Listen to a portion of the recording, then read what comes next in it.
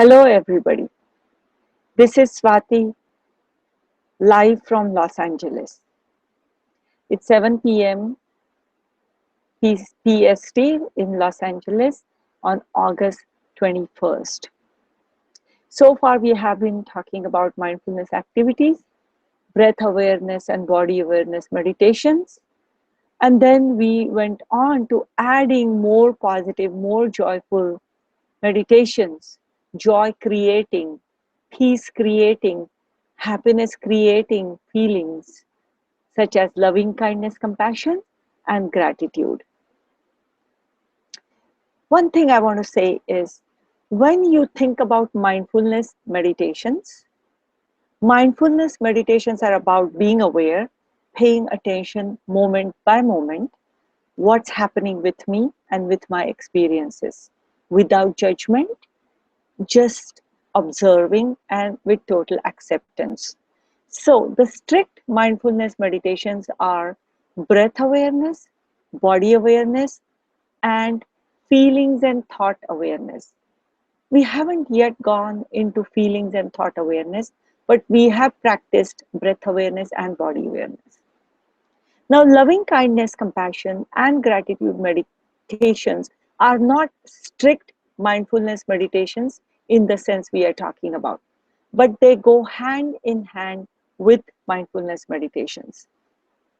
They complement each other. Not only that, mindfulness meditation training allows you to actually pay more attention to the body sensations that you can experience through loving kindness, compassion, and gratitude. They allow you to experience these feelings in a more fuller and enriched way. They allow you the training to let these feelings go deep. And that's why mindfulness meditation training is required in order to get into loving kindness and gratitude meditations. In the same way, one danger that exists with mindfulness meditations, if you seriously develop the non attachment, which is not the intense craving, not the intense hatred, sometimes for some people it may seem like it's detachment, couldn't care less. Maybe the real awareness of deep feeling may not seem possible. That's not how it's supposed to be, but that may happen to some people. But loving kindness, compassion meditations, in fact, allow you to feel more empathy. And in that sense, they balance this idea of non attachment. On the other hand, I have to say that mindfulness meditations, along with loving kindness meditations, are proven to increase empathy, increase our awareness of the world around us. So it's not just awareness of us, but that also increases our awareness of others. For example, have you noticed some people, they are very nice. They seem very helpful. When you go to their house, they will do a lot for you. But there is a narcissistic element to it. You don't feel comfortable. They are being nice to you just based on what they want or what is the ideal image in their head. So pretty much they are trying to fulfill their own ideal fantasy of how to help and how to be nice. But with some other people, on the other hand, when you go to their house or when they do something for you, you feel comfortable. You feel a connection because you feel that person is paying attention to what you want, what you need. Some people feel more aware of what another person wants. Not just be nice on your own, but to do things based on what the other person wants. And this is empathy. And that empathy is what increases when you become aware of yourself, as well as when you become loving, kindness, compassionate, and grateful type of a person. Now, with that, now we are going to get into a meditation which is not like a regular practice type of meditation, but you would do this meditation when you want a refuge or when you want to cultivate how to get into a refuge idea. Like sometimes you want to feel peace and harmony, how to get into that mode without having to spend a lot of work, but how to develop that muscle. And that's the meditation we are going to do. Before that, I would like to tell you something about a person who is one of the most celebrated author and teacher of mindfulness as well as Buddhism. Many of you may know his name, Jack Cornfield. Jack Cornfield went to India, Burma, and Thailand in the 70s, and he became a monk. He lived in Thailand in what's called forest refuge, actually living in the forest, and he learned from very well-known, extremely learned teachers. Then when he came back to the US, because he was a monk there and he used to wear the robes of monks, this was in the 70s. He came back to the US and he still was in his robes. And the tradition in these other countries for these monks is they don't cook for themselves. They actually go and beg, and they are supposed to live based on the food that others give them. And Jack, believe it or not, was trying to do those things even after he came to the US. Now you can imagine somebody in Manhattan in those robes. When he went to offices or wherever he went, he got a lot of stares and glares. And so finally he decided to disrobe. So since that time, if you meet Jack or if you see Jack, you may not know that he has had this kind of a past. But when you talk to him, you will. He is a person with very wise heart, full of love, full of kindness. And I want to tell you one of his quotes. Um, I may not say it exactly and precisely, but I'll try to capture the essence. He says that we have, or you have, an invitation in your hand to remember the transforming power of forgiveness and loving kindness. To remember that no matter where you are and what you face, peace is possible in your heart. And this possibility of peace in your heart, no matter where you are and what you face, I think that is the power of mindfulness and loving kindness, compassion. And that's what Jack's contribution and Jack's great work is, a teacher from the heart. He has written a book called Wise Heart for those who want to read it. Those who are interested in Buddhist psychology, they can read this book. It's not an easy, quick read kind of a book. But if you are really interested, you could read that. Just Google Jack Confield, you will find a lot of his books.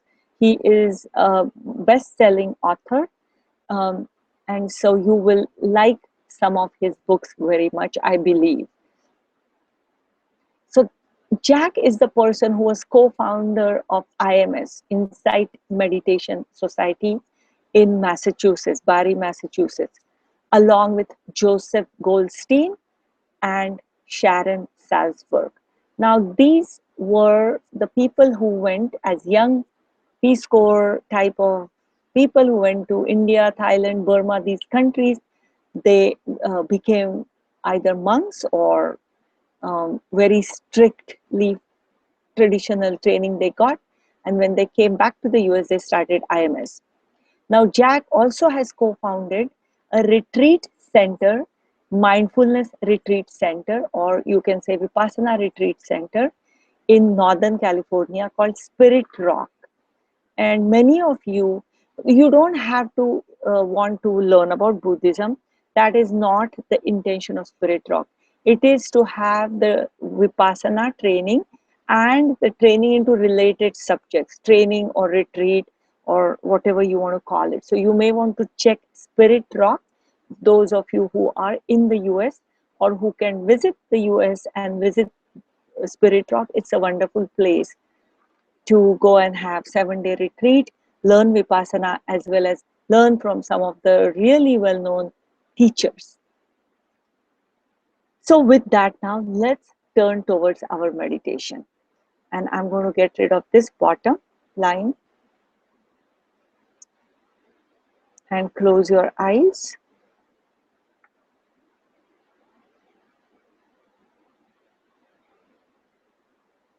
And take a few deep breaths.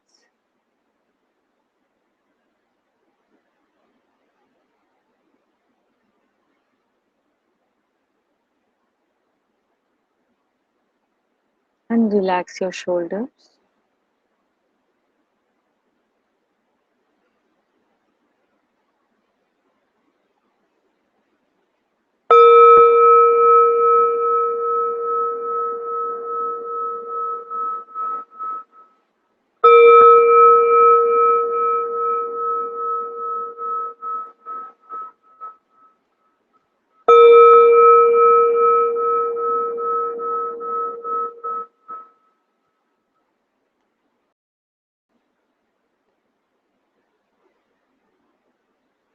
And now pay attention to your breathing for a short time. Bring yourself together, you and your breath. Everything else is outside this door for the next 10 to 15 minutes. All you're going to do is sit here. First, pay attention to the breath and then do a meditation. Breath, the source, the center, just pay attention.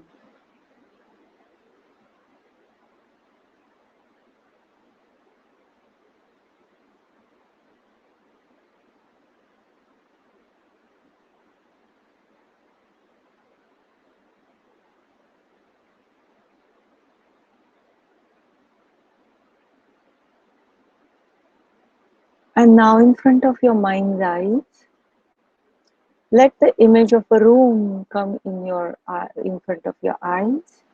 This is a room with peace and harmony. This could be a room in your own house, a room where you feel peace and harmony. Or it could be a room in your prayer place. If you are religious, if you go to a temple or a synagogue or a mosque or wherever it is, think about that sort of a room. If you prefer that, if that's where you find your peace and harmony, or it could be a room from your imagination. Now you are sitting in this room by yourself and look around. What's outside the room? If there's a window, what do you see outside?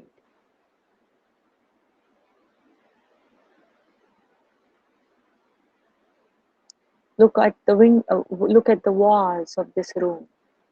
How big is this room? Is it a small one or a huge one? And what do you see on the walls?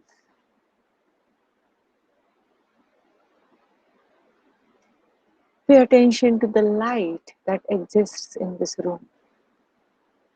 Soft and gentle light or bright light?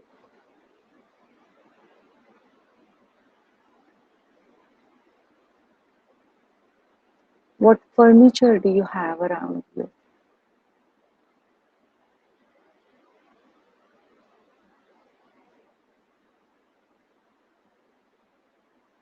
What is the color around you in the room? The color of the wall, the furniture, or if there is anything else in the room, what is the color you see around you, or colors you see around you? This is a room where you find it peaceful and harmonious. So as you sit here, look around in front of your mind's eyes, look at this room and see how you feel when you sit in this room. Allow your body to feel the peace and harmony and see how it feels like in your body.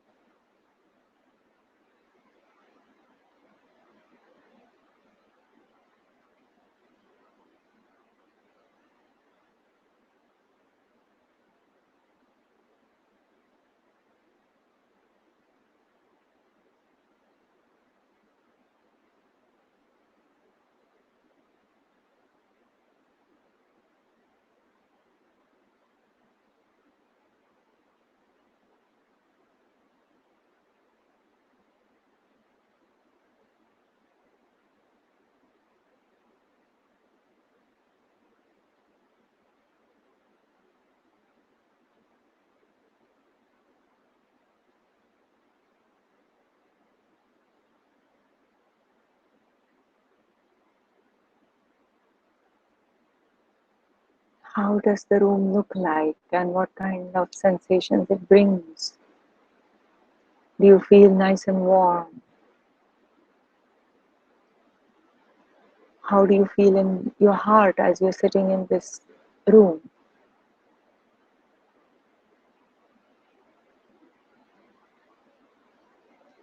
And now as you're sitting in this room, you hear a knock on the door.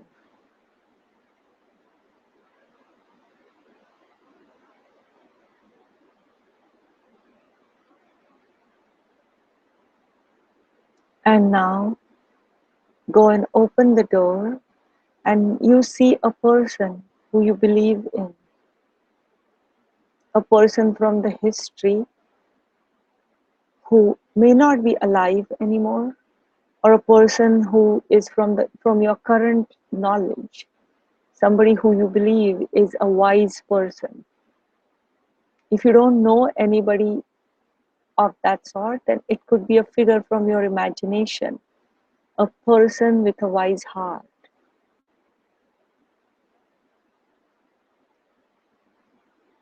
alive or no more, from the history or from your current knowledge, real person or imaginary person. Whoever it is, it's a wise person who you have faith in.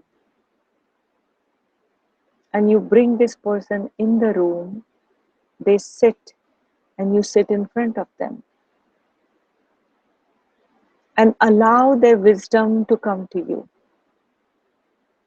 Allow the wisdom and the peace in the room to come to you. And just as you meditate, feel it. Allow these feelings to rise in you.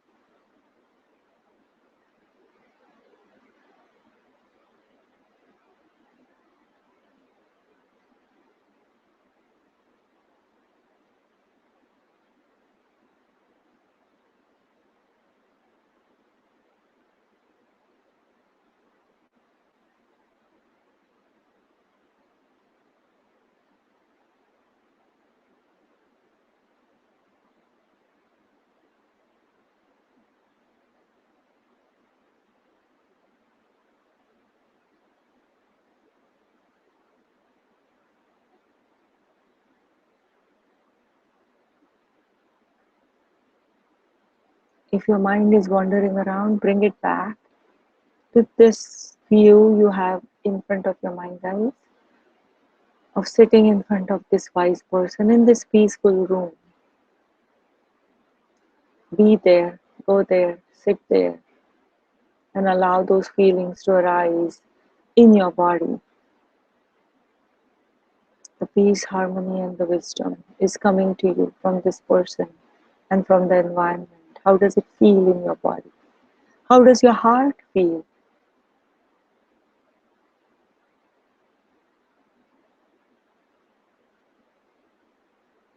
How does your head feel?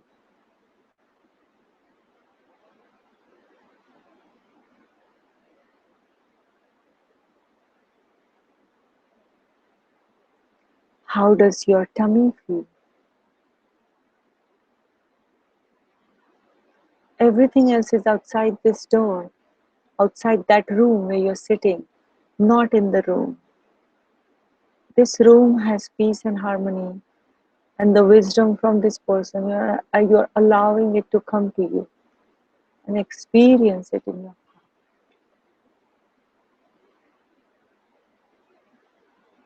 Just for these moments, allow it.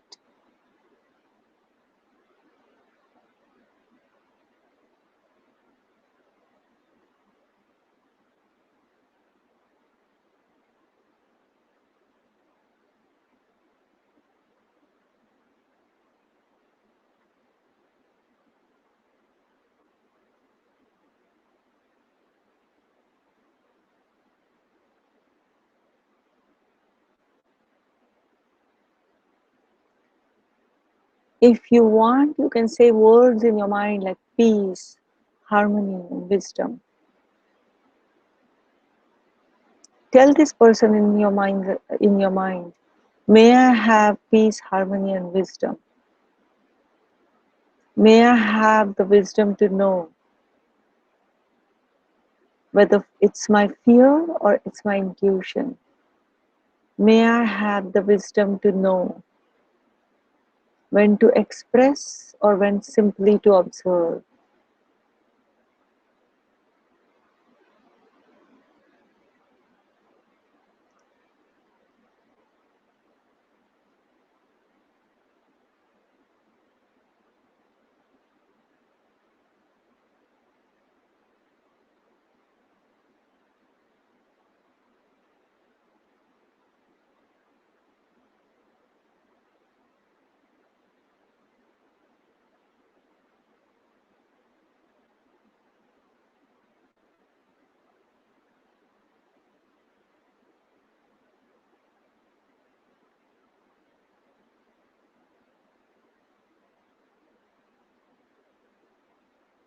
Bring your mind back to experiencing the wisdom, peace, and harmony.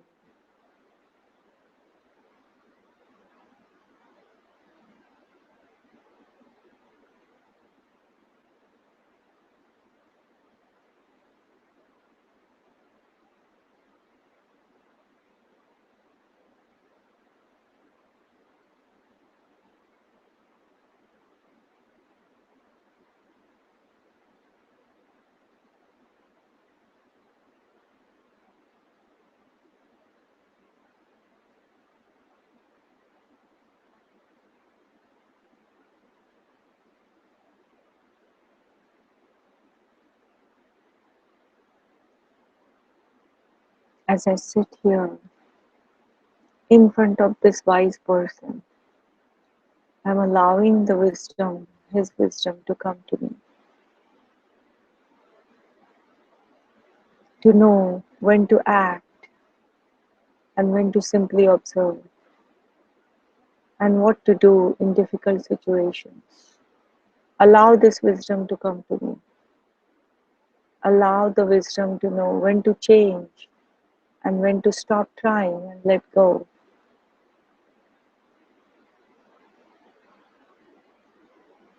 Let the peace and harmony come to me.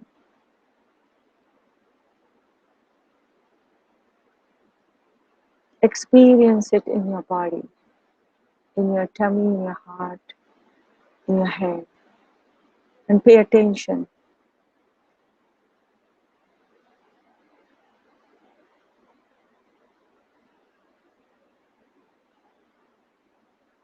How does it feel to be sitting in front of this person?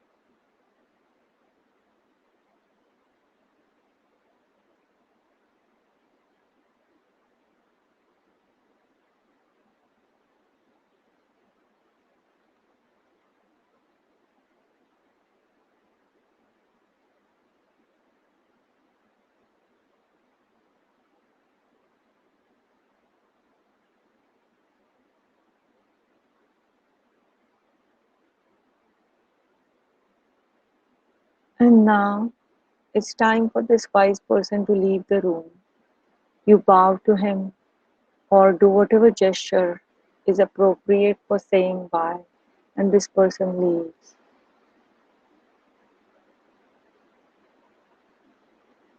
As you sit there, experience the peace and harmony again. And now pay attention to your breath. Breathe in and breathe out. How does it feel to breathe in and breathe out when you have allowed the wisdom and the peace to come to you?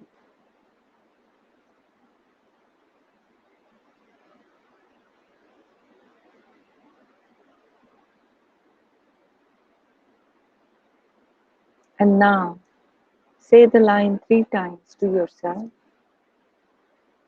Breathe in, I smile. Breathe out, I'm okay. Breathe in, I smile. Breathe out, I'm okay. Breathe in, I smile. Breathe out, I'm okay.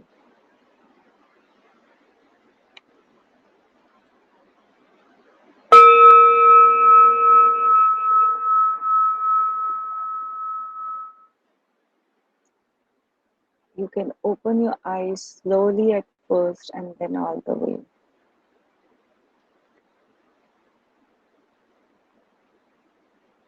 Now, while some of you may want to post your comments here, during that time, I just want to tell you, it reminds me in a way, the wisdom reminds me in a way of the, I think it's called the serenity prayer, where they say that give me strength to change whatever I can and to let go of what I cannot change, and the wisdom to know when to do what. And that is a beautiful saying, because the wisdom is not to just do the same thing no matter what's coming to you. Whenever you can change something, it is possible to do something about a situation, find a solution, work on it. Yes, we want to do that. But then a time comes, or in some situations, you have to let go and have the courage. I think that's what it says, have the courage to let go when I cannot change something. But the most important thing is to have the wisdom to know when to do what. And that's one of the things we cultivate by being mindful. And with that, I don't see any comments or anything that people are posting. So I'm going to say bye to you, and I'll see you tomorrow. From Sunday onwards, we are going to do meditations for self compassion. Self compassion is a wonderful, wonderful idea and a very strong motivating factor. So make sure to join me on Sunday. But before that, tomorrow we'll continue our beautiful tradition of adding positive emotions to us. So goodbye for now, and I'll see you tomorrow.